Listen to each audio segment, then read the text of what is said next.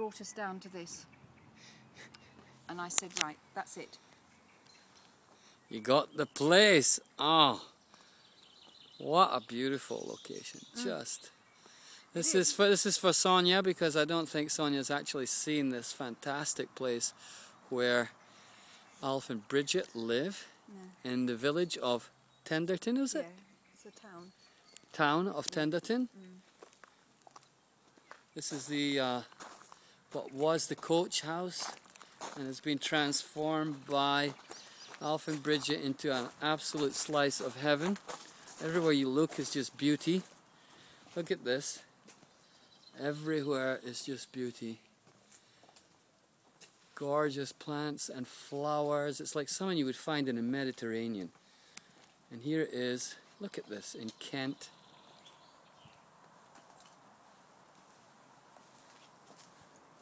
Oh yeah. Everything grows here. Everything I've got all my grows little here. divas out here that I talk to every morning. The divas, you got them at work hard, yeah. Oh, yeah. I'll bet Rolf, you have. his name is. And Rolf? Rolf and his team. Rolf and his team, that's great. They look after all the plants for me. Here next, and so around here is where Alf and Bridget can sit and have coffee and just hang out. That's the original house from the early 1700s apparently. So what you see here, which is now Alf and Bridget's, was originally for the coaches and the horses too, presumably. Yeah. This is where they would have been kept. And so the lower part of this is all an incredible oasis. The whole thing is, but I mean, those trees in the original pictures, those were built in, those trees were there in 1711. Those two big trees. Oh, really? Yeah, they're old. I mean, they were in the original pictures when the house was built. What, you mean that tree in front of us there? That one and this one here. Oh, really? Yeah. So that's a 300-year-old tree, basically. Yeah. 300-year-old tree in your front garden. How about that? And look at this one. 300-year-old tree standing there. What that tree has seen. So it used to be the owners lived over there, and then they'd come over here and get their coach and their horses and then go away for a cup of tea or whatever. Yeah. It's just And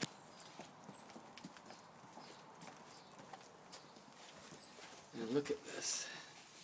I'm going to do another quick tour so that Sonia gets... Yes, do. Who's the fella in the painting here? My daddy. Oh, that's your dad. He's a good-looking guy. Yeah, that's my daddy. Oh. When did he leave us? 1978.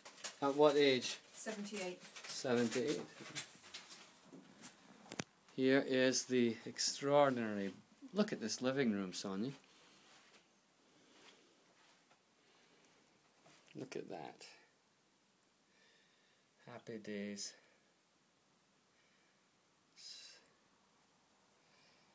We've just been to see Alf at the hospital. He's been through some very, very hard times, but he's doing all right. The grandchild. Isn't she beautiful?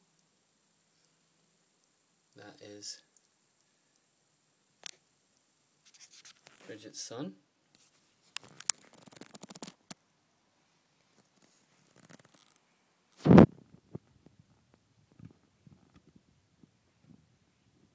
Here we have Alf and Bridget. Just one milk, please. And look at those lovely little socks. You're on candid camera, Socks. Come and see us. Oh, what a pretty boy. Come on, show us your face. Show us your face, Socks. I know you like the massage. They all like the massage. Oh, I'm sorry, that was me. I'm sorry. Oh, you like the massage.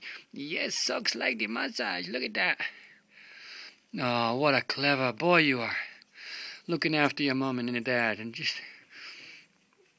We got Uri-chan at home taking care of our place, and you taking care of this place. Oh, yes. You are such a clever boy. Such a clever boy. Yes. Yes, such a clever boy. So here... Oh, what an extraordinary picture of the young Bridget. Look at her. Oh, what a... She was hot. Look at that. Wow, how old were you there? That was my engagement picture. It was 25. Wow.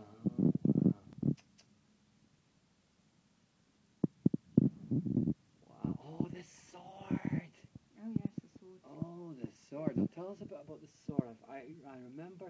Where did this come from again? Glastonbury. It's from Glastonbury. Yeah. Wow. And we went into a shop, and it was in the cabinet lying in the shop in Glastonbury. And Alf said, could he hold it? And he picked it up, and he put it down, and he asked the shop owner, could he see another sword? And they got a new one out of the box. And I wondered what he was doing, and I didn't say anything because I knew something was happening. And then he held the other sword, and he put it down, and he picked the first one up. And then we went out of the shop, and I said, what happened?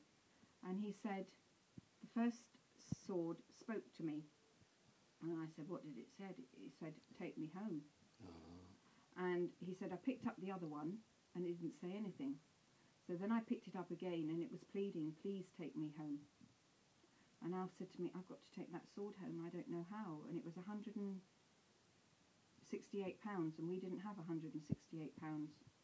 And he said to me, how can we afford it? I said, well, if you've got to take it home, you take it home.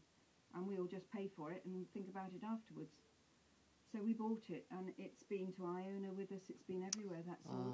And it's the sword of light. He lies in bed. Well, he can hardly hold it now because it's so heavy, but he lies in bed powering up. Really? With that sword. And because he can't hold it, he's got the baby one, which is the replica. Which is the replica. Which I got for him. And he can actually hold the baby sword. So yeah, that's quite some sword. It's been on quite a few special journeys with us.